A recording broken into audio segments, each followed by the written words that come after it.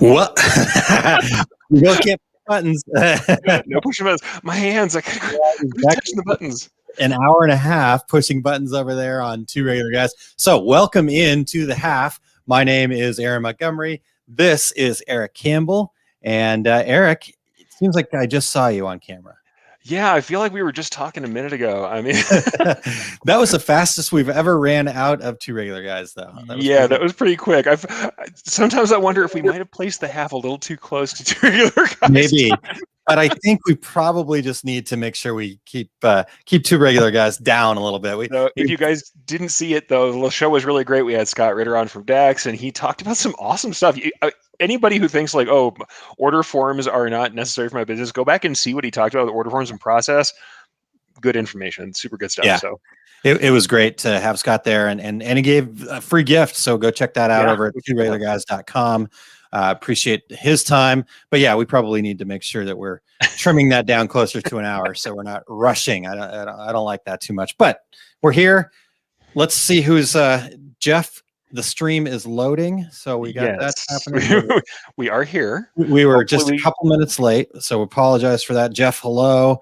Ramona, I have officially put off my test work to be here. So I don't know if it was worth that, but yeah, we're happy to have you here. Yeah, we are really happy to have you here, and hopefully we'll make that worth your while. So let us know if you're checking in. And Jeff said couldn't open the form, so we'll check into that. I haven't work on that. Yeah, downloaded them yet myself, so we'll figure that out. But thanks for letting us know on that. Who else is checking in here? Eric, where did we cut off last time? Do you recall? I didn't write it down this time. Neither did I. Nice. That's what the half is about. I mean, sometimes we have different stuff going on that is not, going to be carried from show to show. I'm sure. There we go. Okay, good. It gives us more time to answer questions, guys, where we can talk about other things that are going on with us this week. I know certainly we've just gotten done talking about the DAX shows, so we've got some upcoming teaching that we're going to be doing that if you guys are interested in the kind of stuff we're teaching, it's worth checking out. Yeah, let's hit that, but let's sure say hi to a couple more people checking in here. Becky says happy to catch you guys this week. Awesome. Lori, hello. Hello, Lori. For being there. Good afternoon, Ree. Good to see you. Absolutely happy. And Marta. Ma MJ, right? I don't know. Marta Caffrey. Thank you, Marta, for being in here. Marta, thank you. Gosh, see, I'm really good about this. And hello from Texas. So hopefully you guys have thawed out there, right? Yeah, we can see it. It's a tough thing. It's kind of funny when you do sales and marketing, you can see the things happen. It was like, we saw the dip from Texas and the things that happened out there. I was like, I'm hoping you guys are all doing well. Yeah. It was difficult to watch people kind of struggling down there. So it really was. Hopefully you're taking care. Back to normal. Bill says, I'll have to go back and rewind the last Two Reg Guys show. Good afternoon. Yeah, definitely worth it was worth checking out. Yep, for sure. Gusta, hi again. Thanks for staying up with us. And Renee, are we back on the wings debate? Eric and I don't normally debate the wings too much. We don't have to, because the thing is, I'm from Mexico, and all I care about is chili, and wings don't really factor in. Yeah. So. Eric could care less about Terry and I's wing debate. So they're like ranch, blue cheese, and I'm like, Christmas, red and green both. No, I don't care. Yeah, we don't care.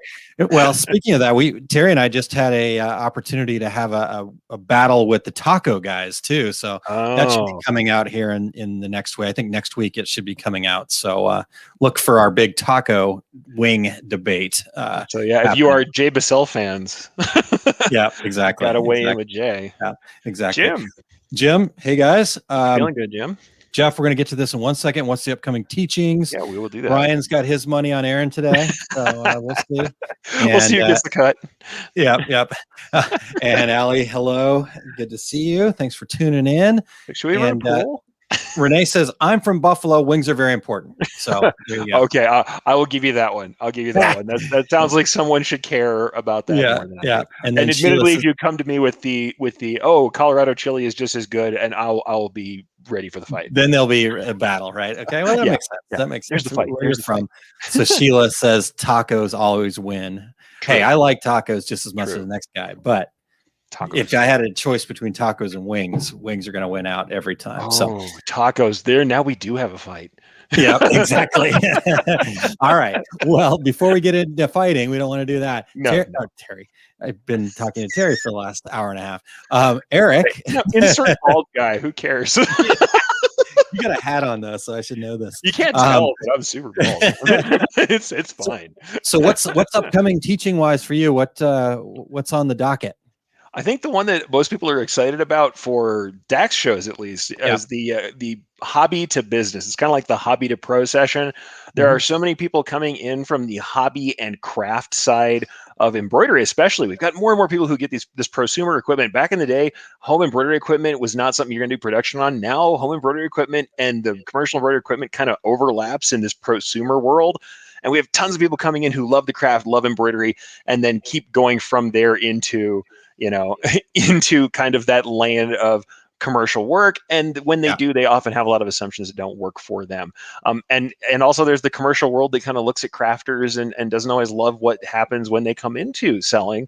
And I think there's a way for us to make this synergistic and make everybody really happy and cooperative. Like we talked. I don't think that we have to have an antagonistic way to go. And I'd love to see the crafters come in and value themselves well as they become fully kind of blooded professionals in this thing. As they become initiated, I'd like for them to value themselves and get that money that they need. So Yeah. hopefully we can get that, and as well as practices and process, like the stuff Scott was talking about earlier. So I think Yeah. that of the sessions I'm doing, I think that's the super exciting one. There's also e-commerce for embroiderers.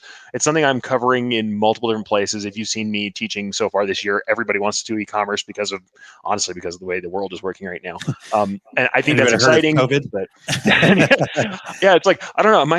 If we were monetized on YouTube, I'd be worried about saying the word COVID or pandemic. They always have something they say. I love that all the YouTubers say something else because they don't want to get demonetized for talking about it. But hey, that's man, that's how it is. No wonder I don't make any money on YouTube. Oh wait, no, okay. I technically could. I finally got my 1,000. If you didn't know, Take Up finally got the 1,000 subscribers. So if I wanted to monetize, I could. I will do it. Well, then we can't say those words anymore. Apparently, I'll try to be better, Eric. I don't care at all.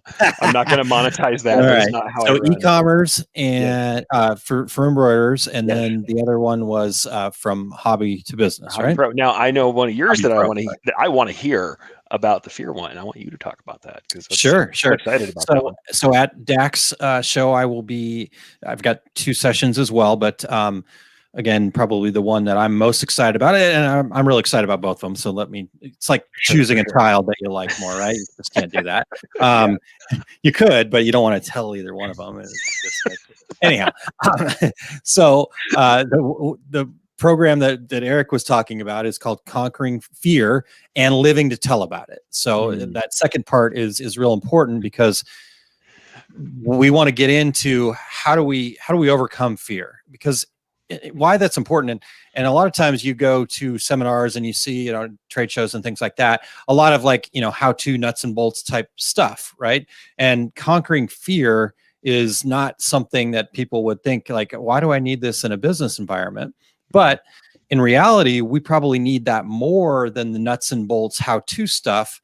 Not all the time. Obviously, I'm not saying anything bad about the nuts and bolts how-to stuff, but this part is something that we probably don't cover enough, right? Yeah. How do we overcome those fears of the things that we need to do? We need to make the cold call. We need to ask for the partnership. We need to have the difficult conversation with the customer. We need to have the difficult conversation with an employee, whatever. Those things are all fear-inducing things that happen to us, right? So we want to talk about that, but then we also want to then take that the next step further, and the live to tell about it is how do we take the fear and then actually turn it into something that is going to be useful for us down the road. And I've got a little process we call the art of success. And what is it that we do to kind of turn that wheel, to start spinning that art of success wheel? So that's one. The second one is finding your niche. I can't remember the exact title off the top of my head, but we're getting into that, why it's important, what we need to do with it, how we can go about finding a niche, and then what we do with it once we find it. So I'm looking forward to that.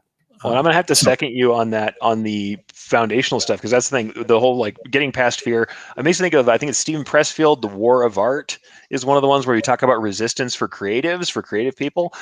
There's a ton of ways to attack this thing. And people talk about this feeling of resistance, of fear, of what it is. And also it's like imposter syndrome becomes part of that if you become successful. If before you're successful, there's just that kind of wall of self-worth stuff you got to kind of get through. And I know it's something it's a little fuzzy, it's whatever, but the thing is, customers make emotional decisions, we make emotional decisions. We're creatures that have emotions and thoughts that are complex. It's doing that foundational work influences everything else in your business. It influences whether or not you feel like you can take on something technically, art, embroidery, digitizing, press work, DTG, starting a new project, taking on new art, whatever it is. These things are all kind of going to be related to your mindset and how you can carry through on that stuff. So I think it's like stupid to not think about this stuff. Now, you can be a hard-nosed, kind of hard-edged person who doesn't think about it in a fuzzy way and still say, all right, we have a certain amount of resistance because we're concerned about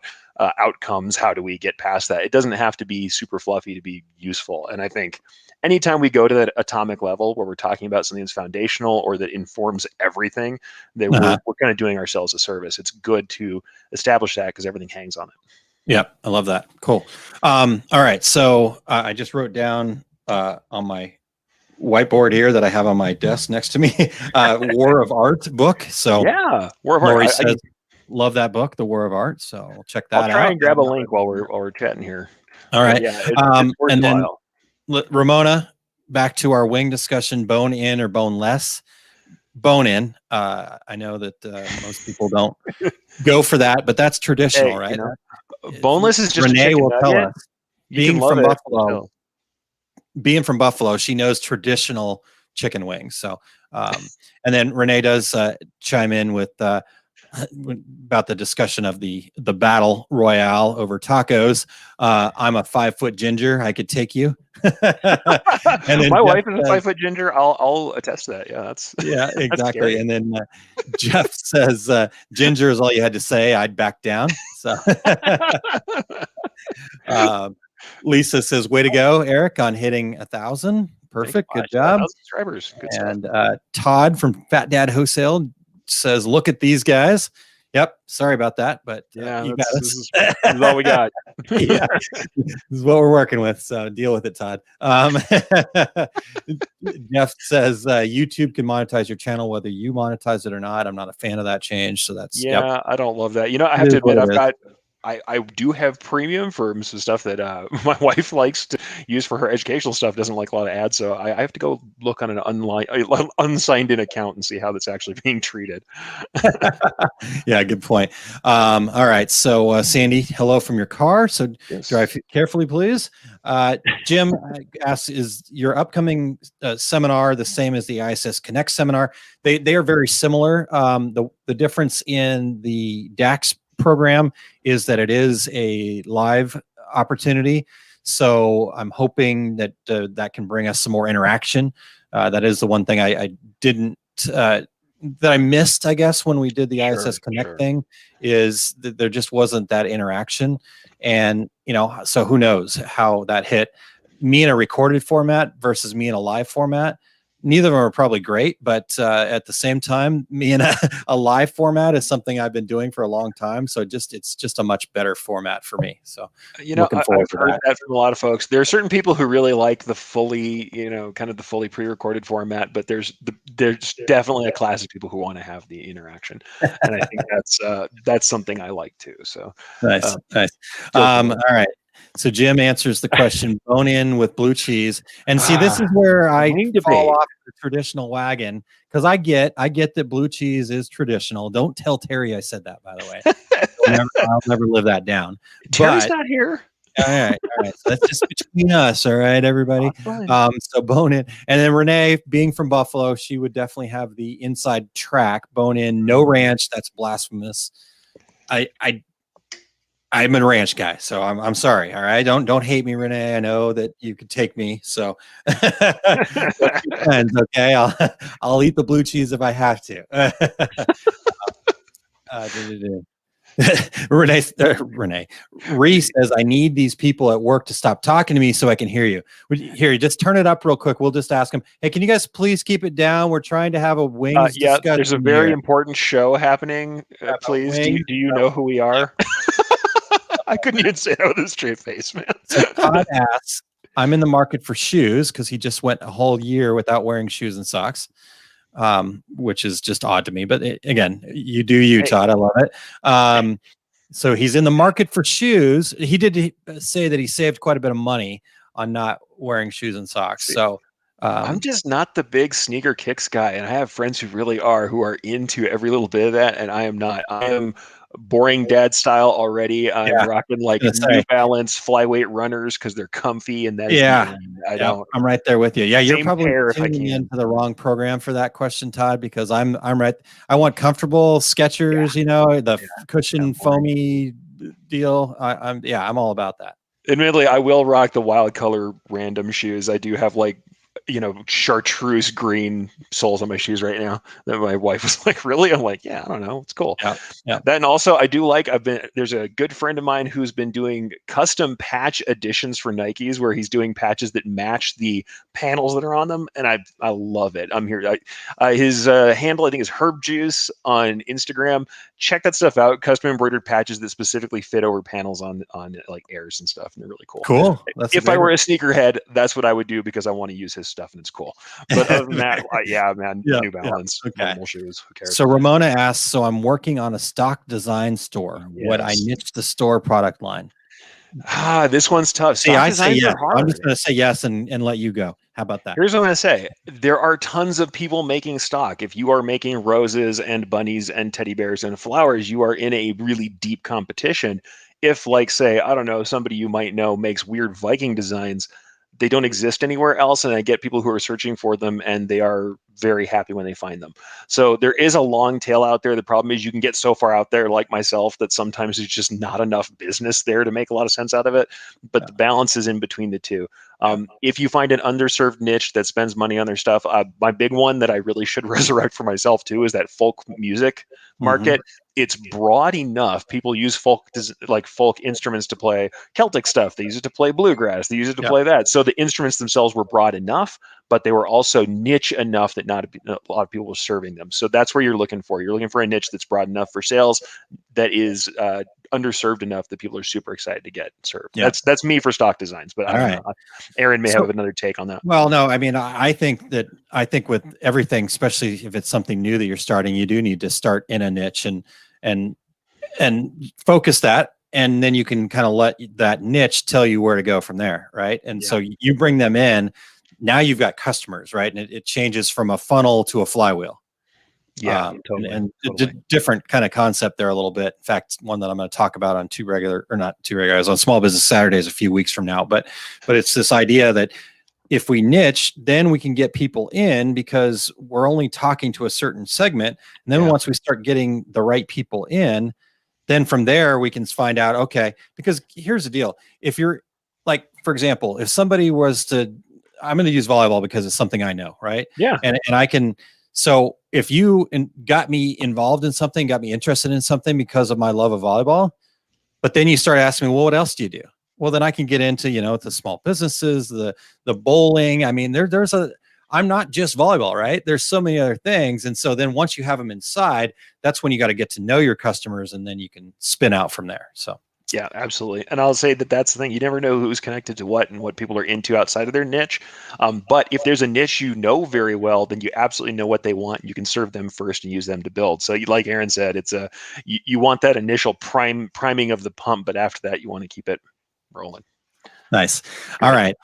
We've got lots of the wing thing. We really get a lot of shunning non-believers. Allison says, I can't eat blue cheese ranch all the way. My friend Q says wings with either ranch or blue cheese, as long as it's accompanied with the Killian's Irish red with an orange slice. There's an inside story to that. So I'm not sure. I'm sure you've probably heard that story, but there is an inside story to that. So we don't share certain inside stories, usually ones that require beers. Anyway. Yeah. And then the shoes with good arch support. Yep, important. Yes. But Renee said, bling out them shoes. Yes. Yes, decorate. Oh, get some. Another thing, embroiderers, get some chucks. Get some high top chucks because you can get the flap of that high top chuck under that machine. Nice. Justa says, "Don't niche the product, niche the process." I believe that's what that is. That's a good point. Yeah, we can kind of. Yeah, that's another play on that. Another take on that because your niche doesn't have to be like a certain. Doesn't have to be volleyball, right? It could be a service. It could be a style. It could be a location. If you're the only person who's like subbing out woven patches, then your patches look different than everybody else's. You're the only person doing multimedia. If you're doing embroidery with rhinestone accents and you show it over and over and nobody's seen anything like it, yeah, it can become your thing. There you go. I think interest is still a good way to niche, though. I like both. Yeah. All right. Brian says, finally, an educated opinion. By the way, ranch is a West Coast thing. You had it before the East, where they only had blue cheese. Pity them. No reason to argue. I have to go through and say green chili ranch. Yeah. All right. Let's get this one here because Becky asks, if I want to learn digitizing more than basic shapes, where's the best place to start? I'm going to say something. First, I'm going to be a self-promotional jerk and say, hey, search Erich Campbell on the web, because I have so much stuff that's out there for free that I think it's worthwhile. I was just going to say, go to erichcampbell.com. Search for my name, because I'm in so many different areas that it might not all be at my website, which, by the way, I've heard you guys from this Take Up, and I'll think on this again. I need to start unifying all of my stuff where you can get to it. However, that's where I would look at. There are other people out there doing great work in digitizing. Just make sure they're teaching stuff that's elemental, because sometimes people are teaching how to push buttons in one software, which is not as useful as learning the elements. And so the funny thing is, you say, oh, I want to learn more than basic shapes. If you learn the basic shapes and the interaction between the shapes and how density works, if you learn how pull and push compensation works so that you can control basic shapes, then you can do everything. Now, there's certainly reasons to get into deeper topics on one thing or another, like black work, engraving style work, how dense should details be, fur on animals. And for that stuff, look specifically for that topic, because there's people who are doing just that topic, and it is niche. It is something that requires some special attention. But otherwise, if you learn the elements, you learn the basics, you have to realize that everything you have gets broken down into those basic steps. Also, I'd say go back and look at shows. Trade shows are doing a lot of virtual stuff right now, and so a lot of people are teaching there too. Just make sure, I would look for someone who teaches elementally. Now, that's my point of view. I teach elementally so that you learn the basics, you learn how to put those together so that anything you want to build, you can build out of what you know. So learn how to control the basic stitch types and how they influence each other, and that's how you go with that. But lots of great digitizers are out there teaching. There's some great stuff out there. Madeira puts out some great webinars that I've been on some of those. And then tons of stuff from the industry magazines. So Graphics Pro, the old stuff from Printware is still around. There's the stuff from Impressions. You'll find good stuff out there. Just try to learn from the elements, learn the basic stitch stuff. Yep. Stitch consciousness. And Ramona says, yep, Erich Campbell is an awesome teacher. Lisa says, check out Erich's Take Up this afternoon. This afternoon, erichcampbell.com. Go to the Take Up tab at the top, and we're going to be talking some stuff today. And read the Embrilliance Manual. Which, by the way, if you're reading the Embrilliance Manual, who you're learning from is Brian Bailey, creator of Embrilliance, and he's got a lot of stuff there. And if you, check out the Stitch Artist group. Even though it does have Stitch Artist specific stuff, there's a lot of general digitizing information in Stitch Artist Facebook group. Yeah, good. So Embrilliance has some information digitizing groups, even here if it search and ask. So that's what it's called. What was it called again? Stitch Artist Digitizing Fans, I believe, is the actual term, and I'd have to look to make sure. Okay. Brian, if you do have a link handy, feel free to put it in there. Yeah, and Brian, if you can put that link in there too, and we'll put it up on the screen here. So, all right, again, we can't let go of this wing conversation here, and I love that. Thank you, everyone. Because speaking of that, hold on, I got to do this.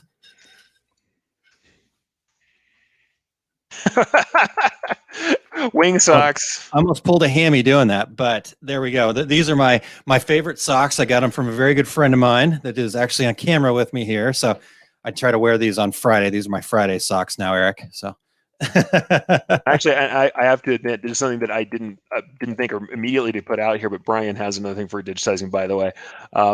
Christine Shreve, friend of the show as well, helped Brian edit the Hitchhiker's Guide to Embroidery, and that's a free book from Brian Bailey. And like I said, if you're reading the manual, you're reading the brilliant stuff, you're reading Brian Bailey. So he's a great educator as well. And of course, having built the software, knows it inside and out.